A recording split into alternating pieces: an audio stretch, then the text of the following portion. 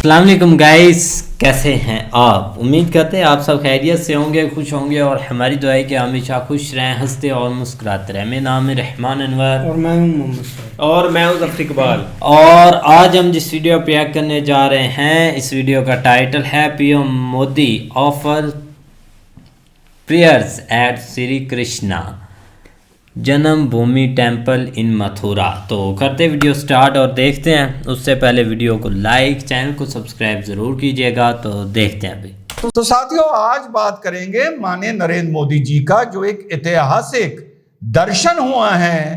कहाँ? मथुरा कृष्ण जन्मभूमि पर। कृष्ण जन्मभूमि वैसे तो मैं मानता हूं कि अवतारों के जन्म नहीं होते, वो उतारे जाते हैं, अवतरित होते हैं, लेकिन इस दर्शन को ऐतिहासिक इसलिए माना जा रहा है क्योंकि माननीय प्रधानमंत्री नरेंद्र मोदी जी पहले प्रधानमंत्री बने हैं जिन्होंने उस स्थान पर जाकर प्रार्थना की है, क्योंकि उस स्थान को हमेशा से एक विवादित स्थान माना गया और भारत के चलते, सेक्युलरिज्म के चलते और तुष्टीकरण के चलते कोई प्रधानमंत्री वहां पर प्रार्थना करने या दर्शन करने नहीं गया। तो इसी बिंदु पर आज होगी बात इस नए प्लेटफॉर्म पर।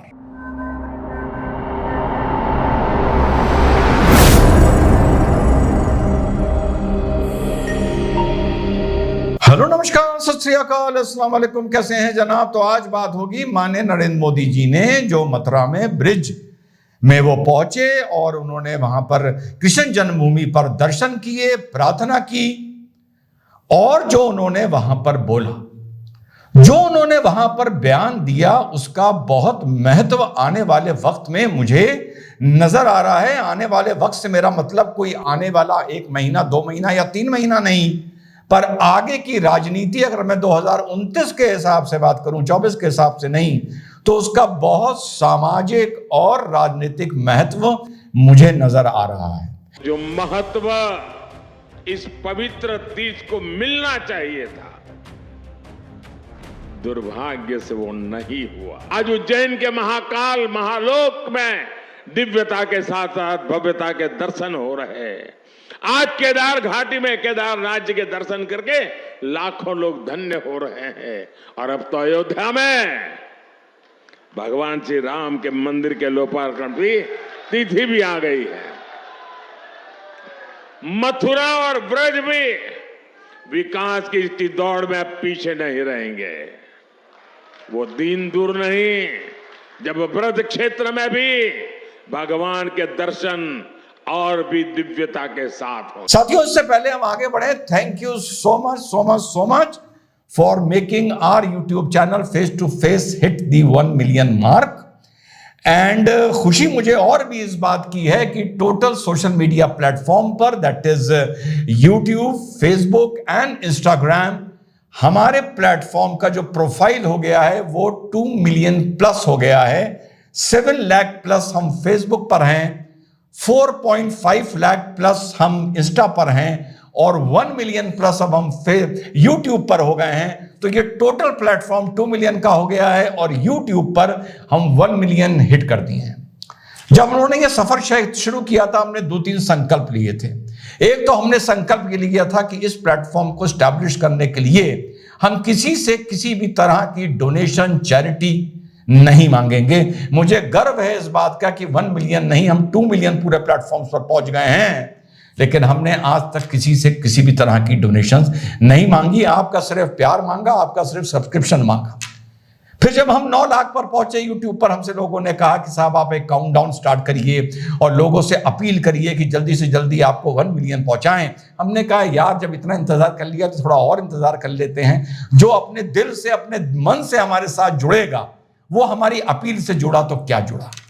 एक हमारा और संकल्प ये था कि हम अपने प्लेटफॉर्म पर अपना ही कंटेंट देंगे। लोगों ने बहुत कहा आप किसी को एज अ गेस्ट बुलाइए, उसकी टीआरपी आपको मिलेगी, आप किसी के चैनल पर चले जाइए, उसके वहां पर जाके आप अपनी टीआरपी दीजिए, कोऑर्डिनेट कर लीजिए, कोलैबोरेशन कर लीजिए। हमने कहा नहीं यार गुरु, कोई जल्दी नहीं है, धीरे धीरे सब हो जाएगा। हमारा प्लेटफॉर्म भी सोशल मीडिया के रेवेन्यू से स्टैब्लिश हुआ, हमें आपसे कुछ नहीं मांगना पड़ा, और साथ ही साथ स्टैब्लिश हुआ मिशन भारत। जो नए लोग जुड़े हैं मैं उनको बता दूं कि इस प्लेटफॉर्म के रेवेन्यू से हमने धीरे धीरे हमारे मिशन भारत में एवरी ईयर हम 10 बच्चे पुअरेस्ट ऑफ पुअर लेते हैं, और ये भारत का पहला ऐसा प्लेटफॉर्म है जहां तीसरे क्लास के बच्चे को भारतीय सेना के लिए तैयार किया जा रहा है। यस, ये भारत का पहला ऐसा प्लेटफॉर्म है। एकेडमिक्स में हम उनको अलग तैयार कर रहे हैं, स्पोर्ट्स में अलग कर रहे हैं, साइकोलॉजी में अलग कर रहे हैं, आर्चरी सिखाई जा रही है, फुटबॉल सिखाई जा रही है, मार्शल आर्ट, सेल्फ डिफेंस कराई जा रही है, एनसीसी कराई जा रही है, और आने वाले वक्त में हम horse riding, shooting and swimming भी इंट्रोड्यूस करने जा रहे हैं। स्विमिंग पूल बनकर तैयार हो गया है और 20 बच्चे हैं, आने वाले अप्रैल में ये 30 हो जाएंगे। एक नया प्रांगण हमने 5000 स्क्वायर फीट जमीन ली आपके रेवेन्यू से, वहां पर हमने एक छोटा सा स्ट्रक्चर खड़ा किया आपके रेवेन्यू से जो हमें सोशल मीडिया से मिला। आने वाले वक्त में यहाँ 30, 40, 50 बच्चे होंगे, प्रांगण बड़ा हो जाएगा।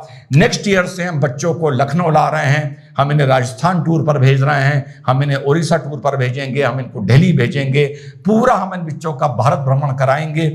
लखनऊ से हम और अच्छे टीचर्स लेकर, जो अभी हमारे टीचर्स हैं वो बहुत अच्छे हैं, और हम अच्छे टीचर्स लेकर लखनऊ से जाएंगे। और हमने एक फेस टू फेस ने एक विलेज की एजुकेशन को अडॉप्ट किया आपके रेवेन्यू की वजह से, जो फेस टू फेस को यूट्यूब और फेसबुक पर और इंस्टा पर मिला है। सो यू डोंट नो कि जब आप हमें देखते हैं आप इनडायरेक्टली एक गांव को अडॉप्ट कर रहे हैं, एक गांव की एजुकेशन को, वो भी पुअरेस्ट ऑफ पुअर बच्चों को। So thank you so much, love you all, और हम इसी संकल्प के साथ आगे चलते रहेंगे। तो मुद्दे पर वापस आते हैं। जैसा मैंने बोला कि प्रधानमंत्री जी की जो ये यात्रा है, जो ये दर्शन है, इसके सामाजिक और राजनीतिक महत्व दोनों हैं। सामाजिक महत्व इस तरीके से है कि अब एक राजनीति में एक जमात खड़ी हो गई है। जमात तो भाजपा बहुत पहले खड़ी हो गई थी, जनसंघ और उसके बाद भाजपा, लेकिन अब उस जमात में कुछ ऐसे नेता खड़े हो गए हैं जो गर्व से ये सबको एहसास करा रहे हैं कि हाँ, हम हिंदू हैं, हम गवर्नेंस जैसे करें, हम सबका साथ सबका विकास करें, सबके विश्वास की बात करें, लेकिन हाँ, हम हिंदू हैं और हम उसमें अपॉलोजेटिक नहीं हैं। हमें बात बोलने में कोई गुरेज नहीं है, कोई शर्म नहीं आती। जब प्रधानमंत्री जी ने अयोध्या का पहला ईंटा रखा, जब प्रधानमंत्री जी ने काशी विश्वनाथ का उद्घाटन किया, तब भी मैंने यही बात बोली थी। और ये एक ऐसी जमात खड़ी हुई है, ऐसे नेता खड़े हुए हैं जिन्होंने विपक्ष को भी ये मजबूर कर दिया है कहने के लिए या दिखाने के लिए कि हाँ, हम भी हिंदू हैं। 75 साल इस देश की जो हमने तुष्टीकरण की राजनीति देखी, वहां नेता ने कहा तो हम हिंदू हैं, लेकिन साथ में उसने ये भी कहा हम आधे मुसलमान हैं। ये एक नई चीज है जो पिछले 10 साल की राजनीति में इस देश को देखने को मिली है। पहली चीज सामाजिक, पॉलिटिकल ये चीज है कि जो भी आदमी कहता है कि भाजपा इन चीजों से पॉलिटिकल लाभ लेती है, हो सकता है लेती हो, लेकिन भाजपा पे आप उंगली इस मारे नहीं उठा सकते, क्योंकि भाजपा का जब सबसे पहला संकल्प पत्र आया था, मैनिफेस्टो आया था एज अ पॉलिटिकल पार्टी, तो उसमें 370 भी था, अयोध्या भी था, काशी भी थी, मथुरा भी था, यूसीसी भी था।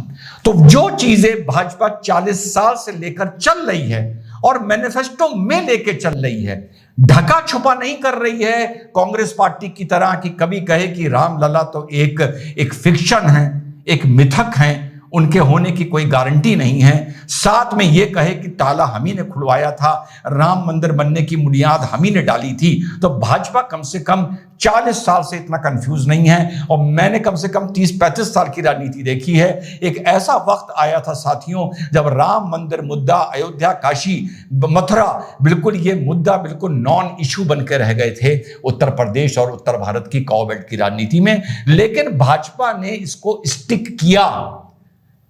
तो अगर स्टिक किया और अपनी जुबान जो उन्होंने अपने कोर वोटर को 40 साल पहले दी थी उसको निभाया, तो अगर उनको उसका सिला, उसका फल मिल रहा है, तो दूसरे को क्या परेशानी हो रही है। तो जहां तक भाजपा के इसको पॉलिटिकल इस्तेमाल करने की बात है, तो भाजपा को पॉलिटिकल इसको इस्तेमाल करने का पूरा अधिकार है। हाँ, साथ ही साथ देश का और विकास भी होना चाहिए, लेकिन यह संस्कृति का अलग सवाल है, विकास का अलग सवाल है। इन दोनों को एक दूसरे से कंपनशिएट नहीं किया जा सकता। हाँ, कॉम्प्लीमेंट किया जा सकता है कि देश की संस्कृति का भी विकास हो और देश की अर्थव्यवस्था का भी विकास हो। और अगर हमारे मुसलमान भाई ये मानते हैं कि ये पॉलिटिकल इशू है, तो उनको ये समझना चाहिए कि इसका कोई लॉजिकल कंक्लूजन बात से निकलेगा। मुस्लिम भाइयों को बैठकर हमारे हिंदू भाइयों के साथ इसका कोई समाधान रास्ता निकालना चाहिए। अगर मुसलमान ये मानते हैं कि मुगलों से हमारी रिश्तेदारी है, जैसा कि मुसलमान मानते हैं, तो साफ आके सामने कहा जा सकता है कि हां, मुगलों से कोई गलती हुई जिसका हमें पछतावा है। अब बताओ मेरे भाई कि बीच का रास्ता क्या है। अभी किंग चार्ल्स किंग कोरोनेशन के बाद पहली बार कीनिया गए। किंग चार्ल्स ने वहां पर जो ब्रिटिश एम्पायर ने किया था उसके लिए बहुत घोर खेद प्रकट किया। यह हमेशा से होता आया है। जर्मनी ने जो पोलैंड के साथ किया था, पोलैंड के साथ जर्मनी ने खेद प्रकट किया। यूरोपियन बहुत से नेशंस ने अपने कॉलोनिज्म के लिए उन देशों से माफी मांगी और कोई बीच का रास्ता निकाला, और जिस तरह से कंपनसेट हो सकता है कंपनसेट किया और समाज आगे बढ़ा। मुसलमान कभी भी सामने आकर कभी भी हिंदू भाइयों से ये कह सकते हैं कि हाँ, ये मुद्दे हैं, हम मानते हैं कुछ अच्छाई हुई मुगलों के जरिए या मुस्लिम आक्रांताओं के जरिए, मान लिया चलिए, तो कुछ बुराई भी हुई और हम इसको अब हमेशा हमेशा के लिए खत्म करने के लिए तैयार हैं। और बीच का रास्ता क्या है हिंदू भाइयों, तुम बताओ। अगर कुछ हिंदू भाई बीच का रास्ता रखते हैं तो तुम अपनी बात भी रख सकते हो। तुम कह सकते हो इतना नहीं, इसको इतना कर लीजिए, और कहीं ना कहीं देश एक पूर्ण विकास की राह पर चल सकता है। सिर्फ और सिर्फ हम मुसलमान भाई अपनी जिद छोड़ दें, या तो मुगलों से रिश्तेदारी छोड़ दें या अपनी जिद छोड़ दें। अगर हम रिश्तेदारी छोड़ दें तो जो भी भारत के लोग अपनी संस्कृति की बात करते हैं कि उनको खंडित किया गया है, अभी ज्ञानवापी का सर्वे हुआ है, सर्वे रिपोर्ट आने वाली है, देख लीजिएगा अंदर से और क्या क्या मिला है। अब कब तक आप आंख बंद करके कहते रहेंगे कि अंधेरा हो गया? कब तक आप शीशे को साफ करते रहेंगे जब तक धूल आपके मुंह पर है? तो पॉलिटिकल नजरिए से जब काशी विश्वनाथ प्रधानमंत्री जी गए थे, उन्होंने जो वहां पर बात बोली थी कि आक्रांता आए और जगह को खंडित किया, उसके बाद काशी विश्वनाथ के मैटर में कितना डेवलपमेंट आया, ये देखने वाले एनालिस्ट को देखना चाहिए। अब मथुरा जाके जो मोदी जी ने ये बात बोली है, आने वाले वक्त में ये पता चलेगा कि इसका असर क्या होगा। 2024 में भले पता नहीं चलेगा, 2029 में पता चलेगा। और लोग कहते थे रामलला आएंगे, मंदिर कहां बनाएंगे, आखिर में जाके मंदिर बन रहा है। लोग कहते थे 370 कब हटाओगे, आखिर 370 हट रहा है। इसी तरह यूसीसी पर भी मुसलमानों को एक नई पारी खेलनी चाहिए और कोई बीच का एक सम्मानजनक रास्ता निकालना चाहिए, जहां पर मजहबी आस्था भी बनी रहे और देश का कानून का एकीकरण भी हो जाए। बाकी कोई ट्राइब्स, कोई और संगठन, कोई और जाति पर जाति क्या बोलती है वो अलग मैटर है। आप सेकंड लार्जेस्ट मेजॉरिटी हैं, मेजॉरिटी के साथ मिलकर एक रास्ता निकालिए तो देश भी आपके पीछे, आप दोनों के पीछे चलने लगेगा। तो कुल मिला के जो नरेंद्र मोदी जी के ये दर्शन हैं, ये धार्मिक दर्शन हैं, लेकिन ये सामाजिक दर्शन भी हैं और ये राजनीतिक दर्शन भी हैं, और भाजपा को पूरा अधिकार है इसके जरिए राजनीति करने का। भाजपा वो पार्टी है जिसने 6 दिसंबर के बाद कल्याण सिंह के टाइम पर अपनी उत्तर प्रदेश के साथ साथ अपनी 4 सरकारें गवा दी राम मंदिर की लड़ाई के लिए। उसके बाद पूरे भारत में एक लॉ एंड ऑर्डर प्रॉब्लम खड़ी हो गई थी बिकॉज ऑफ राइट्स। हो सकता है कि भारत की जनता उस दिन यह कहती कि भाजपा तो यार न्यूसेंस कर रही है और इसके चलते कभी भी देश में शांति नहीं हो सकती, हमेशा लॉ एंड ऑर्डर प्रॉब्लम रहेगी। उस जमाने में तो तुष्टीकरण बिल्कुल उरूज पर था, नॉन भाजपा पार्टीज देश को रूल कर रही थी और एक ऐसा एक नैरेटिव सेट किया जा सकता था कि भाजपा के रहते देश में कभी शांति और विकास नहीं हो सकता। लेकिन भाजपा ने रिस्क लेके अपनी एक नहीं 4 सरकारें 6 दिसंबर को गंवाई। अगर आपको जितना भी भाजपा से नफरत है आप करिए, पर इंग्लिश में कहा जाता है गिव डेविल द ड्यू, और ये उन्होंने रिस्क लिया। हो सकता है 4 सरकारें जो गंवाई कभी वो वापस वहां आ ही ना पाते और as a political party Bhajpa खत्म हो जाती कि लोग कहते नहीं यार ये पार्टी तो न्यूसेंस कर रही है, देश में law and order problem create कर रही है, लेकिन भाजपा ने उसका फिक्र नहीं करी।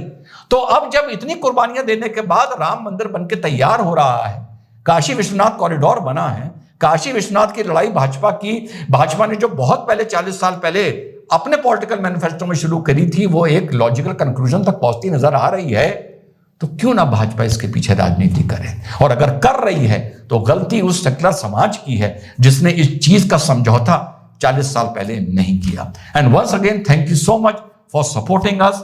बी अश्योर्ड कि ये प्लेटफॉर्म कभी भी अपनी इंटीग्रिटी को कॉम्प्रोमाइज नहीं करेगा। जय हिंद, वंदे मातरम, खुदा हाफिज। हाँ गाइस, तो बिल्कुल सर रिजवान ने काफ़ी अच्छे तरीके से एक्सप्लेन किया है। और बाकी अगर एक बात तो उनकी यही है कि पीएम मोदी के टेन्योर पर है या भाजपा के टेन्योर पर है कि जो चीज़ें वो आज से मतलब कई सालों पहले उन्होंने एक नींव रखी थी कि हम ऐसे लेकर अपने देश को चलेंगे और ये जितने भी मसले हैं ना ये हल करेंगे। लेकिन वो अगर पीएम मोदी जी ने आकर हल किए हैं, चाहे वो अभी आप देख ले कि एक राम मंदिर बन रहा है, काशी टेम्पल है, या जितने भी टेम्पल है, महाकाल, उज्जैन, जहाँ भी हम जाते हैं ना, यकीन माने कि ऐसी डेवलपमेंट होती है कि हम यकीन कर ही नहीं सकते कि भाई पीएम मोदी जी ने या इस गवर्नमेंट ने इतना उनको एक अपडेट कर दिया है। आप अब इस बार की जो सेरेमनी थी ना, आप एक बार दिवाली पर देखें तो एक रिकॉर्ड बन गए थे कि जो दिए जलाए गए थे या जो वहाँ का एक जो चीज़ें बनाई गई हैं या उसको एक बार राम मंदिर को बनाया गया है। कंट्रोवर्सी होगी लेकिन राम मंदिर भाई बनकर जो तैयार हो रहा है ना, कमाल का लग रहा है। कोई शक नहीं, वो तो चीज़ें एक हो चुकी हैं। लेकिन आज भाई पीएम मोदी का एक विजिट था बेंगलुरु में और काफ़ी उधर आप देखो ना, एक उन्होंने स्पीच भी काफ़ी एक अच्छी की थी। और जो चीज़ें ऑलरेडी बेंगलुरु भाई इतना एक खूबसूरत स्टेट भी है और ऊपर से जो एक कमी पेशी रहती थी ना, वो इस मतलब के टेन्योर में ज़रूर एक पूरी करेंगे पीएम मोदी। तो इसमें कोई शक नहीं है। अब हर चीज़ को उन्होंने एक मद्देनज़र रखना होता है, चाहे उसमें जो भी मसले हो। अब ये नहीं कि वो एक सब के मसले वो लेकर आगे चलेंगे, एक वन साइडेड होकर नहीं चलेंगे। लेकिन सारे रिजवान की बात सही है कि जो एक यूरोप आप देख ले, वो इन चीज़ों से बाहर आ गया, तब जाकर उधर भाई कुछ सुकून आया। आप इधर अफ्रीका वाली वो कीनिया वाली साइड पर आप देख लें, वो उधर एक मतलब कि आप ब्रिटिश घूम रहे हैं, हर चीज़ हो रही है। लेकिन अब इंडिया में और ख़ास करके जो उधर के मुसलमान हैं ना, उनको भी चीज़ें एक सीखनी चाहिए एक दूसरों से होकर, और इस चीज़ को एक मतलब कि एक घुल मिलकर हर चीज़ को आगे लेकर जाना चाहिए। एक तो अब काफ़ी हद तक चेंज नज़र भी आ रहा है, बल्कि तकरीबन आप वो चीज़ें पहले जैसी नज़र अब आपको आएंगी भी नहीं। लेकिन ये कि 3-4 मुद्दे ऐसे थे इंडिया के अंदर जिनका जो है ना वो जब तक वो हल ना होते उस वक्त तक एक लॉ एंड ऑर्डर आप कह लें या एक सुकून जो है ना वो मुल्क के अंदर पॉसिबल नहीं था। जो कि मतलब आप शुरू से देख लें उन 4-5 मुद्दों के ऊपर ही जो है ना वो मामला चलते हैं। कभी कहीं पे इंतशार शुरू हो जाता था, कभी कहीं पे इंतशार शुरू हो जाता था। लेकिन जैसे ही वो जिस तरह 370 है वो देख लें, ये यूसीसी का जो है ना वो मसला है, इसमें आ जाए, या वो एक ट्रिपल तलाक जो है ना वो एक निकला था वो उसके ऊपर आ जाए, या उसके अलावा ये अयोध्या वाला जो है ना वो बाबरी मस्जिद जिसको बोलते हैं, ये एक बहुत बड़ा सबसे बड़ा मसला तो यही था। लेकिन ये कि जैसे ही इनके ऊपर कोई एक पेशरफ्त हुई है उसके बाद जो है ना वो चीज़ें नॉर्मलाइज होती, स्टार में ज़ाहिर बात है होता है, ये नहीं होता, लेकिन बाद में चीज़ें नॉर्मल होती गई। अब आप इस अभी के आज के दिन तक देख लें तो ये चीज़ें आपको कहीं नज़र नहीं आएंगी। ये जो कंट्रोवर्सी जो एक स्टार्ट हो जाती थी या इसके ऊपर, क्योंकि जिस तरह सर रिजवान एक मुगलों की तरफ से जो है ना वो मतलब एक कह रहे थे कि अब उनको थोड़ा सा पीछे आपको हटाना पड़ना है या उनकी साइड नहीं लेनी पड़नी, वो एक वाकई बात ही कि आप एज ए अपने मुल्क के ऊपर अगर आएँ तो ये चीज़ें आप बहुत पीछे रह गई हैं। क्योंकि फ़िलहाल आपको अपने मुल्क के बारे में सोचना चाहिए और उसके लिए ही कोई आगे जो है ना वो रास्ता निकालना चाहिए, बल्कि निकल रहा है। लोग आस्ता आस्ता इस चीज़ के ऊपर आ भी रहे हैं। और ज़रूर जिस तरह पीएम मोदी जी ने भी कहा कि एक महात्मा जो है ना वो ज़रूरी था जो इस साइड के ऊपर सोचता, लेकिन उन्होंने सोचा कि यह हर चीज़ को साथ लेके चले, चाहे जो भी है ना, उन्होंने बेहतर तरीके से चीज़ों को जो ना नहीं 2024 वाला इलेक्शन है ना वो काफ़ी एक इम्पोर्टेंट है। एक मतलब कि उसमें आप रिजल्ट तो पहले से हम नहीं ना बोल सकते कि कौन जीतेगा, लेकिन पीएम मोदी मुझे लगता है कि इलेक्शन वो जीत जाएंगे। लेकिन एक इलेक्शन जीतने के बाद जो चीज़ें होगी ना और डेवलपमेंट होगी ना और हर इशू पर एक बात होगी तो वो एक और मज़ा आएगा देखने का। क्योंकि इस दफ़ा मुझे लगता है कि 4 दफ़ा होंगे ना एक टेन्योर अपना उन्होंने, चौथी दफ़ा एक होना है पीएम, तो इसमें कोई शक नहीं भाई। एक उनको तीसरी दफ़ा चौथी बार ये कि पहले वो जो है ना वो सीएम थे, पहले स्टार्ट जब उन्होंने किया था सीएम के बाद फिर पीएम, अब जो है ना वो दोबारा पीएम तीसरी बार फिर पीएम, और उसके बाद शायद नाम वो बने शायद खुद ही रिटायरमेंट ले लें, क्योंकि फिर एज फैक्टर भी आ जाता है ना दरमियान में। नहीं एज फैक्टर भाई, आज जैसे तेजस उन्होंने उड़ाया है ना एकदम लगता नहीं कि अभी नहीं वो हो तीन जाता और है, दिन। लेकिन नहीं, ये ना कुछ कि नहीं पीछे बैठ के प्लानिंग ज़रूर होगी, मशवरे या सब कुछ, लेकिन ये कि आगे लीड तो फिर ज़ाहिर बात है ना वो करना थोड़ा मुश्किल बिल्कुल होता है। भाई। बाकी अच्छी वीडियो थी, उम्मीद करते हैं आपको पसंद है वीडियो को लाइक, चैनल को सब्सक्राइब जरूर कीजिएगा। मिलते हैं नई वीडियो के साथ, तब तक के लिए गुड बाय, टेक।